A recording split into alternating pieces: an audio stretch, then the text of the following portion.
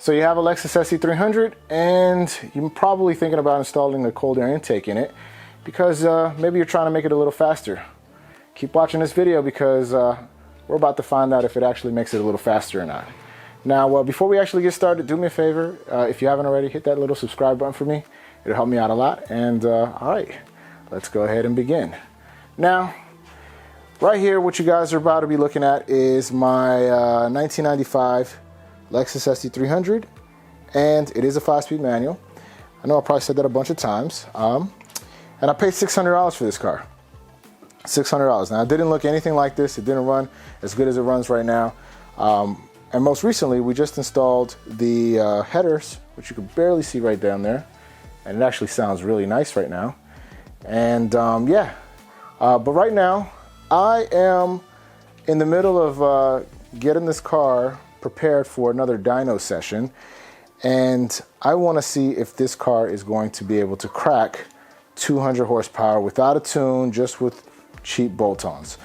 And so that's what I have here on this table, is another cheap bolt-on that I bought on eBay. This is a $75 cold air intake. I think it was like $75 plus $5 shipping. I can't actually remember the price, but here it came with everything you see on the table. And not for nothing, there's a reason why this is $75. You can kind of see how chewed up the pipe is. As you can see, very chewed up, but you can see it right there. It's just very beat, just terrible craftsmanship. I am not a fan of the plastic fittings that they put on this. Look at the nipples, plastic. On the inside, I guess it's nylon threaded. I'm not sure. I didn't really look at the specs on this thing. I highly doubt that this is gonna seal, but whatever. We only need to make 200 horsepower once. You also get your filter, you get the hose clamps, some hoses, and possibly the most important bracket of this whole entire piece is the this guy. This is for your MAF. So without further ado, let's begin. I'm just basically going to talk through this. What you want to do when you remove this air intake box, you have a total of 4 10mm screws. So one here, one there, and one there. And then you have one more back here. You want to disconnect this guy, unplug your MAF. There's a hose here that I already took care of. Right here, this hose. Unplug that hose and loosen these up, your hose clamps, and that should all come off one piece. Okay, so after you take the intake off, you have 4 of these nuts on the back of the MAF that attaches to the air intake box, and I already started loosening them, so you just basically want to remove this off and separate your MAF from your intake box. So I'm going to go ahead and do that, and when I jump back on, I'll show you what to do next. Okay, so after you unbolt the MAF, I already went ahead and went to the next step, but basically you just want to bolt the little adapter that comes with your bracket. It's pretty self-explanatory. 4 10mm screws to remove it. It comes with 10mm screws to install it. So that takes care of that. Next thing we want to do is address this thing. We're going to start putting this piece together. I'm actually going to do an extra step because of the way this looks, all like you can kind of see it there. It's just terrible. I'm going to clean this up using a deburring tool. So I'm just going to kind of clean the edges up, and then I'm going to this is not really necessary, but it is for me. So I'm going to use this little thing here to this little tool here. I bought it for my intercooler piping for my other Lexus SC300. So I'm going to give this a nice little lip around the end here, so it'll look a little better. All right, when I jump back on, that's going to take care of that.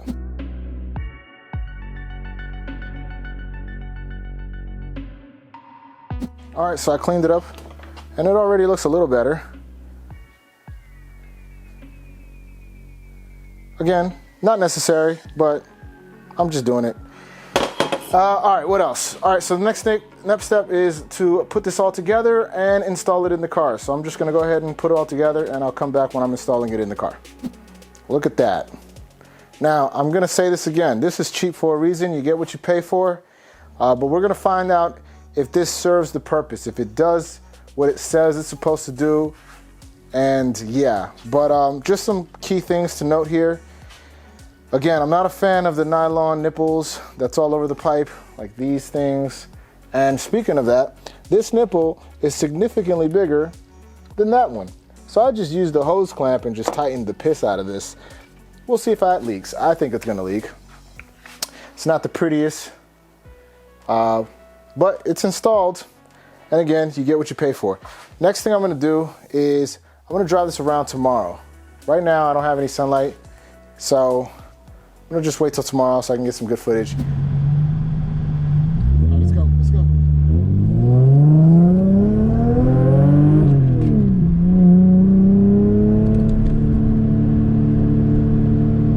right, let's go now.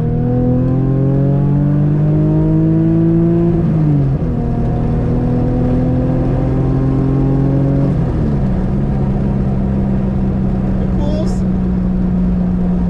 I can't say that I noticed like a huge difference, but all right, so I know that really wasn't much of a test drive experience for you guys, but trust me when I tell you, I got on it, I drove the piss out of it, I drove it around in the normal conditions, and yeah, my initial thoughts on the eBay cold air intake is, I mean, up top, definitely on the high end, I notice a slight difference in the pull, but it's really hard for me to say like that I can notice any little changes with this car right now, because, and I don't want to say this to sound like a douchebag or anything, because you got to understand, guys, I just got the 600 horsepower Lexus running, tuned on the dyno, and up until that point, that's completely changes, I guess, the overall feel in any of the cars. That's the fastest car that I've ever been in, that I've ever owned.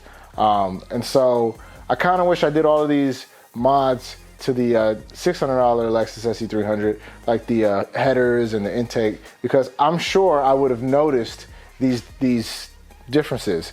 And so I kind of robbed myself from that whole experience. Or maybe I wouldn't, I don't know. But I can tell you for a fact, once you go driving like a 600 horsepower car, and then you drive something that's like bone stock, it's very hard to notice like any minimal horsepower increases. That's just me being honest. So I don't want to lie to you guys and say, oh my God, I noticed a huge difference, because maybe it is making a huge difference, but I can't feel it. What I am looking forward to though is seeing if we are getting some horsepower increases, if we're making any extra power, even if it's 1 horsepower. I'm curious to see right now where the Lexus SC300 is, still NA, with just simple bolt-on cheap parts, right? I mean, between the intake and the headers, I'm not even at $200 in those parts. So I'm fingers crossed. I'm very curious to see what these horsepower gains are, if there are any increases.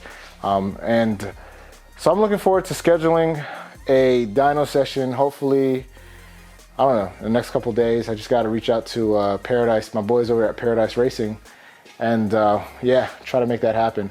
But anyways, if you guys have any questions, leave a comment, like the video, support the channel, and subscribe if you haven't already. And until next time, I'll catch you guys on the next one. Peace.